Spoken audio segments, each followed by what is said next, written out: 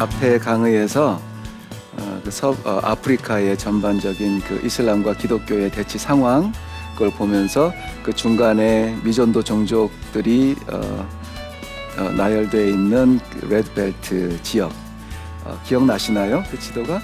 네, 아프리카의 선교 지도를 이제 이해하시는데 조금이라도 도움이 되셨으면 좋겠습니다.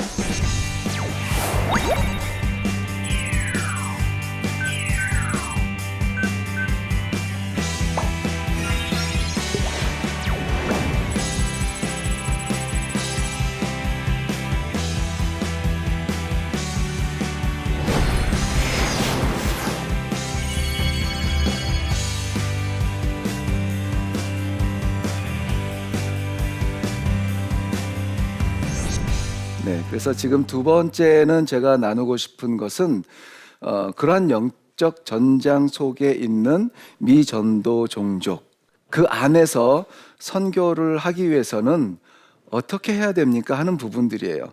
오케이, 아프리카가 그런 상황이고 아프리카에 그런 일들이 있었구나. 그걸 아는 거는 좋은데 그래서 우리는 어떻게 할 거냐 하는 거죠. 그래서 이번 시간에는 좀 더 그 안으로 들어가서 저희가 이제 현장에서 사역했던 부분들 그러한 부분들을 좀 구체적으로 나누고 싶습니다. 이런 질문을 한번 드려보고 싶습니다. 예수를 믿는다는 게 뭘까요? 예수를 믿는다는 거. 예수를 믿는다는 것은 많은 대답을 할 수 있겠지만 정체성을 깨닫는 것이라고 생각이 되어져요. 우리는 여기 다양한 사람들이 모였잖아요. 학생도 있을 거고 주부도 있을 거고 남자도 여자도 또 직장인도 다 있는데 예수를 만나고 나서는 우리가 다 그런 것들로 나를 표현하는 것이 아니라 우리가 다 하나님의 자녀라고 하는 이 정체성 하나로 통일이 될 수가 있는 거예요. 하나님 앞에서 또 그거면 되고 내가 얼마나 잘했는지 얼마나 높이 올라갔는지 얼마나 많은 일을 했는지 그게 중요한 게 아니라 내가 하나님의 자녀입니다라고 하는 것 그거 하나면 충분하다는 거죠. 정말 우리 안에 있는 우리의 정체성, 내 정체는 뭐냐? 그전에는 몰랐을 수도 있어요. 그런데 우리가 예수님 만나고 나서는 감사합니다. 나 같은 것도 하나님의 자녀라고 받아주시니. 근데 이것을 발견한 것은 참 행복한 거예요. 그런데 아직도 얼마나 많은 사람들이 내가 누군지도 모르고 살아가는 거예요. 그렇게 살아가는 사람들이 얼마나 많은지도 몰라요. 그냥 사람의 이렇게 수가 아니라 한 민족 자체가 누군지 우리 자신이 누군지도 모르고 그냥 닥쳐진 일에 싸우다가 그러고는 마는 거예요. 회사에서 일하다가 나는 회사원이야, 나는 학생이야, 나는 아프리카인이야, 나는 한국인이야. 이런 것들은 다 유한한 거예요. 실제 영원한 게 우리의 정체성인데 특별히 우리는 제가 이제 아프리카에서 사역을 하다 보니까 한국 사람들이 아프리카에 갖고 있는 좀 짧은 생각들을 좀 넓혀주고 싶은 마음이 자주 들어요. 아프리카는 일단 먼 곳이고 검은 사람들이고 그러면 좀 불결하지 않을까 이런 생각이 우리를 지배하고 있다는 거죠. 이러한 문화적인 우리의 어떤 교만을 깨트리지 않으면은 아프리카는 선교지가 될 수 없어요. 영원히 우리가 베풀어야 될 구호의 상대는 될 수 있지만 복음으로 우리는 형제입니다. 당신은 나의 자매입니다 하고 끌어안을 수 있는 하나님 앞에서의 자녀의 위치에 함께 서 있을 수는 없다는 거죠. 정말 안타까운 것은 하나님의 자녀임에도 그걸 모르고 우리는 아프리카니까 우리는 못 배웠으니까 우리는 돈이 없으니까 우리는 기회가 없으니까 이렇게 하고 그냥 하루하루 그냥 살아가는 그런 사람들이 너무나 많다는 것을 볼 때에 안타까움을 금할 수가 없습니다. 본질적인 정체성을 모르고 실체 아닌 그 허울을 쫓다가 가는 사람들이 너무나 안타까워서 과감하게 99을 내려놓고 그 하나를 위해서 일어날 수 있는 겁니다. 그렇게 일어나서 그 하나를 위해서 찾아서 가야 거기에서 그 사람들을 만나고 거기에서 그 사람들의 정체를 찾아줄 수가 있는 겁니다. 이렇게 살아서는 안 될 사람입니다. 당신은 이렇게 죽어서는 안 되는 사람입니다. 당신이 부러워하는 나같이, 당신이 부러워하는 저 사람들처럼 다 하나님의 자녀입니다. 이걸 찾아주는 거죠. 그러니까 선교의 현장이 바로 그런 곳이라고 저는 생각이 되어집니다. 그러기 위해서는 가장 중요한 게 그들 곁으로 가야 됩니다. 선교의 본질은 그들에게 가야 하는 거예요. 오는 사람을 기다렸다가 나눠주는 것이 아니고 이 가슴에 있는 이 십자가를 끌어안고 가서 거기에 누워있는, 거기에 쓰러져 있는, 거기에 죽어져 가는 사람들에게 주는 것이 선교의 본질이라고 생각이 되어집니다.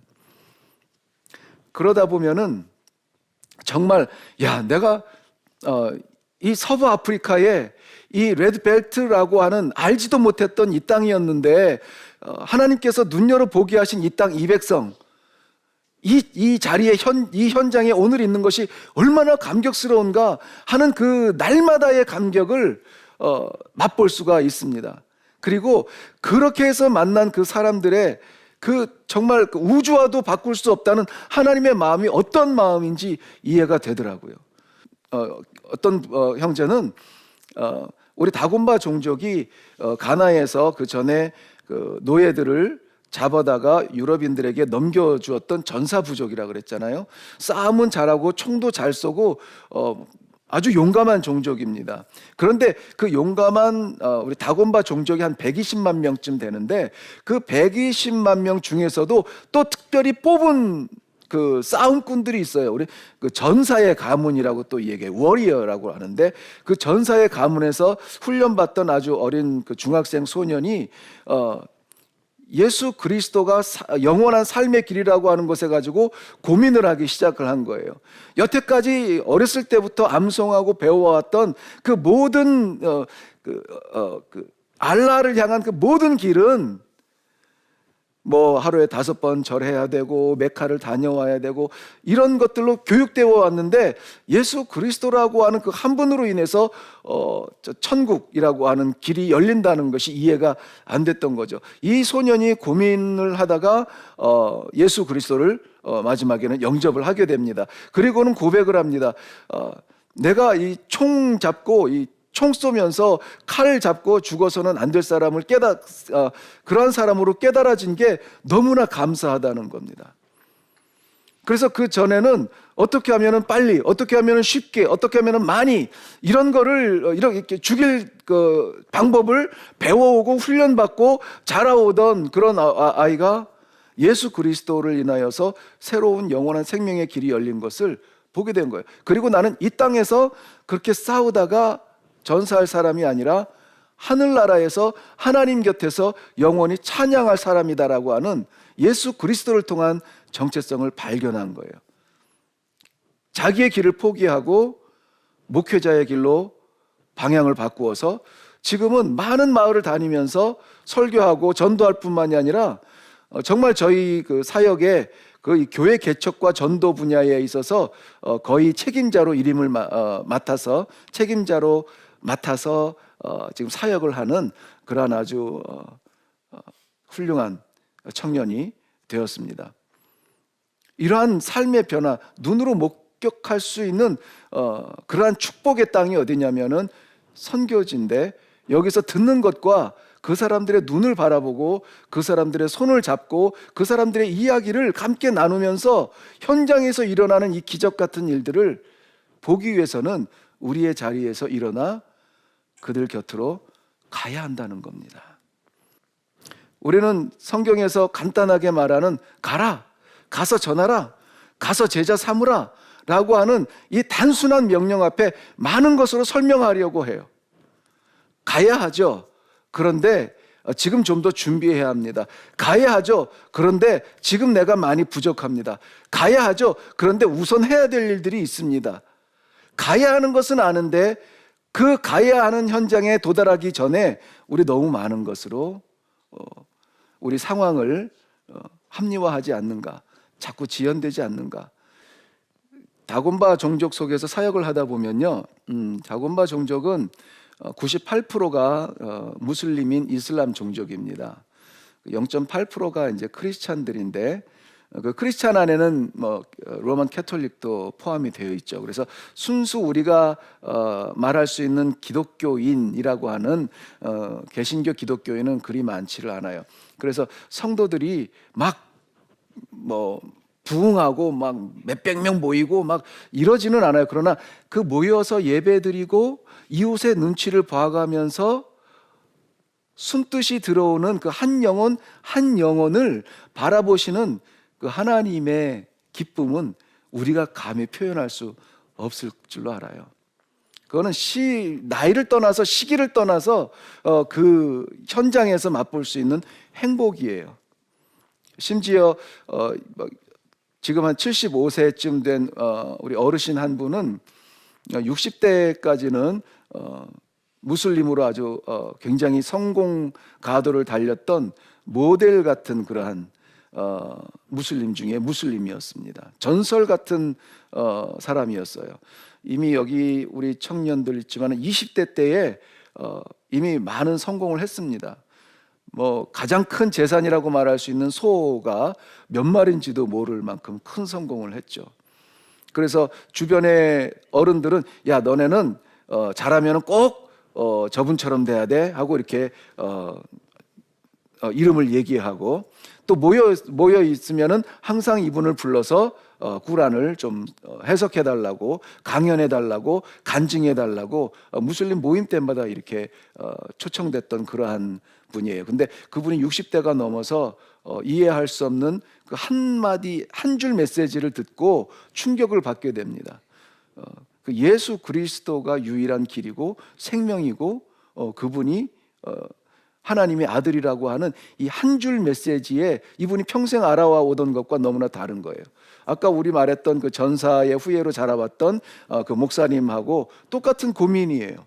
이제까지 우리가 알라에게 가기 위해서는 해야 되는 일들이 많았고 그러한 일들을 통해서 갈 수 있는데 아니 예수라고 하는 사람 그 한 사람 믿는다고 갈 수 있다니 이게 말이나 되는 것인가. 그래서 그분이 이 궁금증을 해결하기 위해서 성경책을 읽기 시작을 합니다. 성경책을 읽기 시작을 하고 성경 말씀을 읽다가 예수 그리스도를 만나게 돼요. 그래서 그분이 그 안에서 찾은 예수님 때문에 물론 많은 것을 잃었습니다. 여기에 정말 진리가 있다. 예수님만이 하나님의 아들이고 그분만이 우리에게 영원한 나라를 열어주실 수 있다라고 하는 이 진리를 나는 포기할 수 없다. 그리고 교회에 출석하기 시작합니다. 그 날부터 이 어른이 빼앗긴 것들이 많아요. 우선 저희는 다곤바 종족은 무슬림이기 때문에 일부 다처제입니다. 많은 부인들이 창피하다고 다 도망가 버렸어요. 그 어른이 일찍 성공을 한 분이기 때문에 집도 굉장히 큰 집입니다. 컴파운드가 굉장히 넓어서 자손들이 한 30여 명이 같이 살아요. 그런데 저희는 그 어르신이 직접 물을 떠서 세수하고 이런 법이 없어요. 아이들이 다 수종을 들거든요. 근데 이 어른에게 물 떠다 줄 아이들이 없어요. 이 어른에게 밥을 갖다 주는 자식들이 없어요. 자녀들이 없어요. 좀 주려고 하면은 우리 집안 망한다고 다 막는 거예요. 그 전에는 밖에만 나가도 다 환영받던 사람이 친구들도 다 등을 돌리고 세상의 것은 다 빼앗겼어요.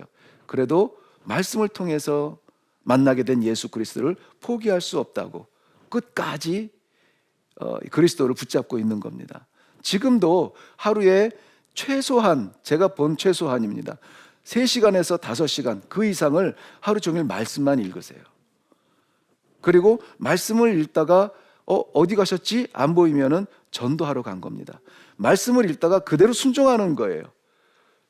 그 감동이 오는 대로 순종하는 거예요. 가서 전도하고 오시고 밥도 안 주니까는 저희 이제 학교에서 주는 급식으로 함께 나누는 그러한 상황임에도 불구하고 예수 그리스도를 놓지 않는 그 모습을 볼 수가 있어요. 어디에서? 그들 속에서 볼 수가 있는 겁니다.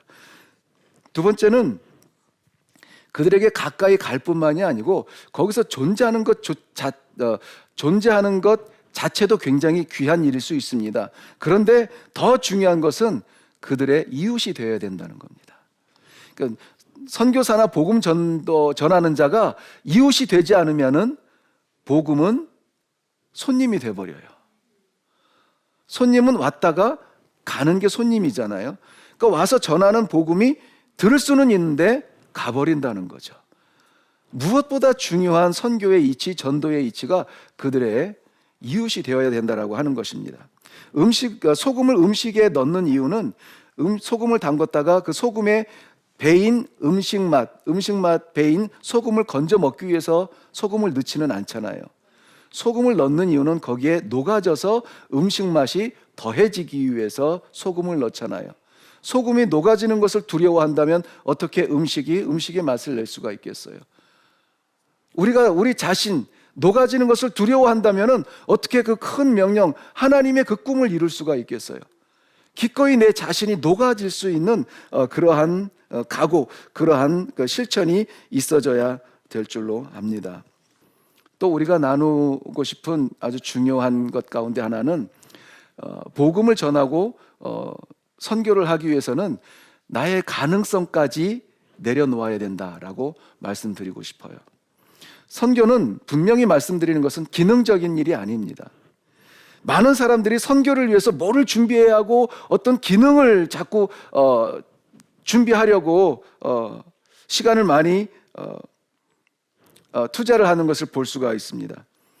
그런데 제가 경험한 저의 작은 경험의 세계 속에서는 내가 가장 잘할 수 있는 것까지 포기해야 하나님의 일이 시작이 되는 것을 경험할 수가 있었습니다. 혹시 나는 이걸 굉장히 잘하니까 특기처럼 잘하는 이것으로 인해서 선교를 하면 더 잘 되지 않을까? 아니에요. 만약에 그렇다면은 그것은 그 일이 맞췄을 때에 역시 내가 어렸을 때부터 운동하기를 잘했어. 어렸을 때부터 내가 악기하기를 잘했어. 어렸을 때부터 내가 연습하기를 잘했어. 뭐가 남아요? 나의 특기가 남아요. 하나님이 남질 않습니다. 특별히 우리 오늘 같이 강의를 듣는 분들 가운데 나는 정말 마음은 막 뜨거운데 특별히 할 수 있는 게 없을 것 같아서 선교지를 향해서 불쑥 일어날 수가 없었어요라고 하시는 분들은 정말 기회가 된 겁니다. 한번 생각해 보세요. 오순절에 성령 충만을 체험한 베드로가 그 이후에 성령께서 말하게 하신 그 말을 하기 위해서 온 세계를 다니면서 전도를 하는데 그 손에 그물이 있었나요? 만약에 베드로의 주특기를 살렸다면 그는 해변을 돌았어야 됩니다. 근데 베드로의 순교는 해변이 아니라 로마에서 이루어집니다. 왜 예수님은 계산이 빠르고 명석한 마태에게 재정을 맡기지 않았을까? 궁금해 본 적이 있나요? 우리의 특기를 사용해야만 될 만큼 하나님의 능력이 제한적이지 않으세요. 그래서 그 모든 넘을 수 없을 것 같았던 그 산을 넘고 그 맡겨진 일을 다 하고 나서도 성경에서는 우리에게 이렇게 고백하라고 말합니다. 우리는 그저 무익한 종이었습니다 라고 말할 수 있어야 된다는 거죠. 마지막으로 이 말씀을 꼭 드리고 싶은데 선교를 생각하시고 전도의 실천을 위해서 기도하시는 분들은 내가 아니라 남을 위해서, 그러니까 내가 아니라 남이라고 하는 이 한 문장을 꼭 기억했으면 좋겠습니다. 복음의 종점은 내가 아니라 남입니다. 나를 채우지 않고 남을 채우는 것이 복음의 진정한 정신이라는 거죠. 주님께서 하늘의 보좌를 비우시지 않았더라면 그 하늘을 우리가 차지할 수 있었을까요? 그런 겁니다. 복음은 내가 아니라 남이다. 주님께서 부활하신 그것으로 주님의 영광이 아니라 우리에게 소망을 주신 것, 그것이 복음의 진수라는 거죠. 우리가 복음을 받음으로 우리의 부족했던 것, 그동안 굶주렸던 것을 채우는 것이 아니라 우리를 통하여서 누군가 채워진다면 그 복음은 여러분 안에서 살아있는 복음입니다. 선교를 통해서 우리가 얻을 것이 없을 수도 있습니다. 아니, 많은 것, 전부를 잃을 수도 있습니다.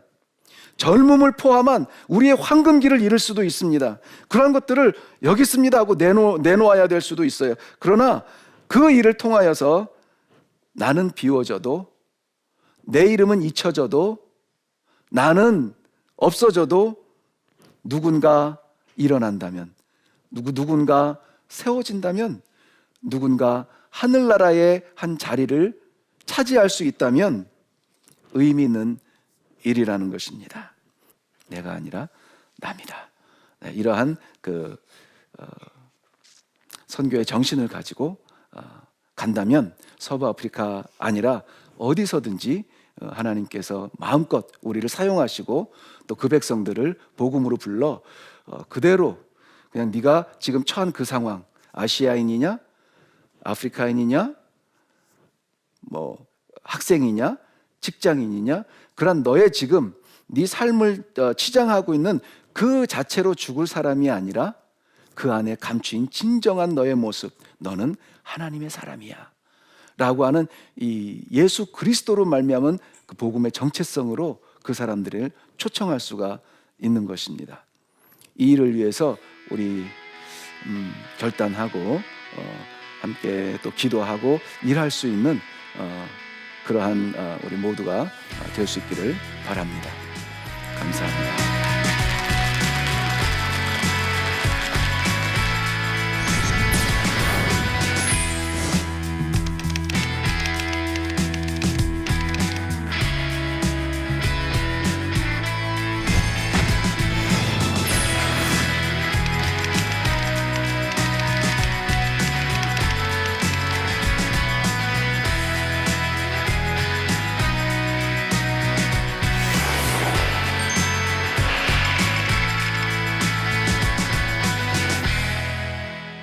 혹시 궁금한 것이 있으면 질문해 주시면 고맙겠습니다.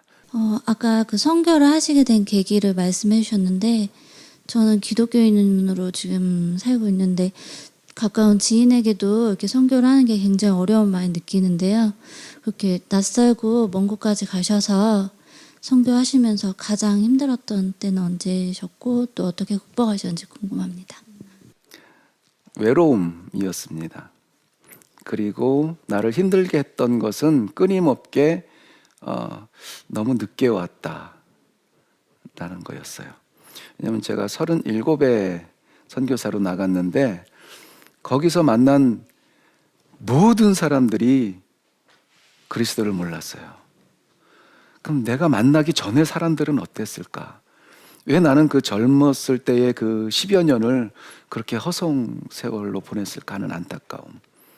그래서 너무 늦게 왔다는 것이 좀 많이 괴로웠고 힘들었고, 또 하나는 이거는 좀 부끄러운 이야기인데 외로움이었어요. 저희가 사역하는 곳은 한 100km 정도 이내에 그 외국인이 아무도 없는 지역이었어요. 그래서 물론 그 덕분에 저와 아내는 모든 이야기를 나누고 가장 그러니까는 투명하게 서로를 바라볼 수 있는 기회가 돼서 참 감사함에도 불구하고 좀 밖에서 일이 지치고 집회를 했는데 막 몇백 명, 막 300명, 400명 막 집회에 모이기는 했는데 뜻하지 않은 일로 갑자기 그 집회가 막 우수수 막 흩어진다든지 아니면은 단 한 명의 뭐 결신자도 없이 그 밤을 지새야 된다든지, 그리고 지쳐서 이제 돌아오게 되죠. 지쳐서 돌아오게 되면은 유난히 좀 외로울 때가 있어요. 누군가 이렇게 좀 만나서 이야기 나누고 싶은 그런 게 있었어요. 그런 위기 때에는 그게 내가 막 뭔가 일을 잘할 때에는 외로움이 없어요.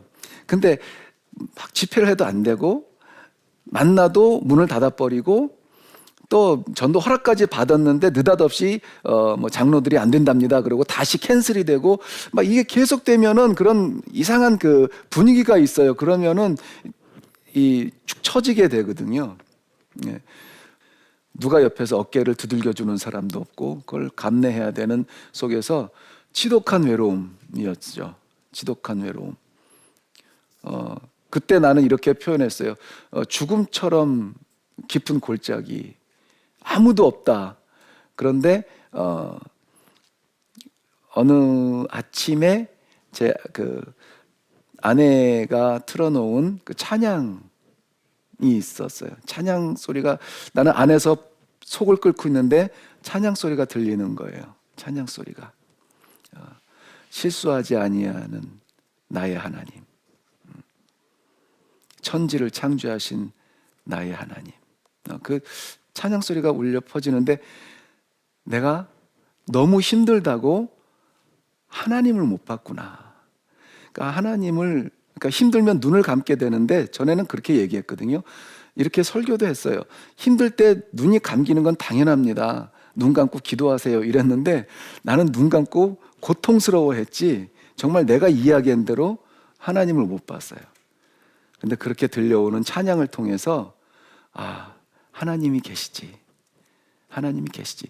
넘어져도 쓰러져도 안 돼도 망가져도 내가 여기에서 오늘 내 생애를 끝내도 하나님이 계시지.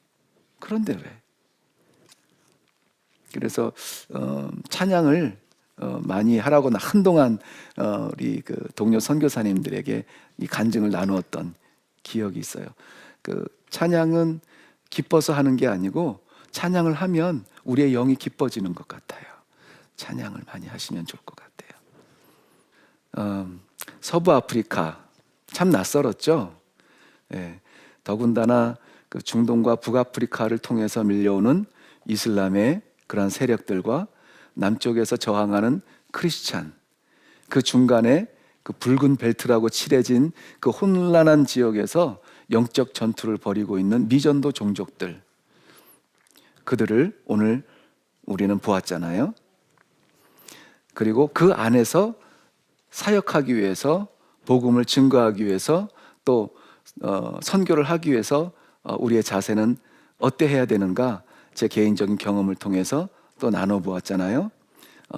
이것이 우리의 삶을 윤택하게 하지는 못할 수 있어요. 그러나 우리가 이러한 도전에 순종한다면 아프리카에, 아시아에 감춰져 있는 잃어버린 영혼들이 웃음을 찾을 수가 있어요. 이제는 예수는 그리스도, 주님과 함께 갑니다. 점프 점프 점프 이렇게 찬양하면서 길거리를 걷는 그 아이들의 한박 웃음을 더 많이 볼 수 있을 것 같습니다. 감사합니다.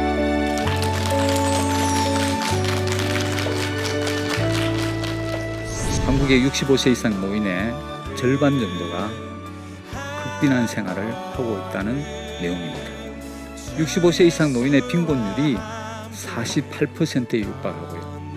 이런 현실, 100세 시대가 아름답기보다 재앙으로 다가올지도 모른다는 이 현실을 앞에 두고 크리스천인 우리들은 어떻게 100세 시대를 준비하고 예비해야 할까요? 성경에 그 길이 있습니다. 이 시간 크리스천에게 은퇴는 없다라는 주제로 함께 이 문제를 생각해 보도록 하겠습니다.